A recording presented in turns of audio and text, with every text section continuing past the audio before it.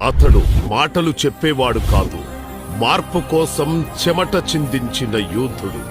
అతడు బుల్డోజర్ల ముందు తానే గోడగా నిలబడ్డాడు. అతడు రైతన్న కోసం, కార్మికుడి న్యాయం కోసం రోడ్డెక్కాడు.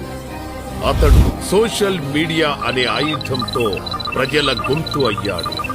అతడు కార్యకర్త కన్నీళ్లలో కోపాన్ని చూసి చలించిపోయాడు.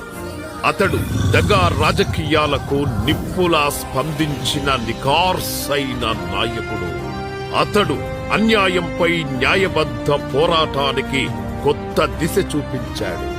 అతడు మీడియా మౌనమైన చోట ప్రశ్నల రూపంలో దూసుకెళ్లాడు. ఆత్మగౌరవం కోసం గొంతెత్తిన అసలైన పోరాట యోధుడు అతడే కేటీఆర్, తరాల తలరాతను మార్చే నాయకుడు.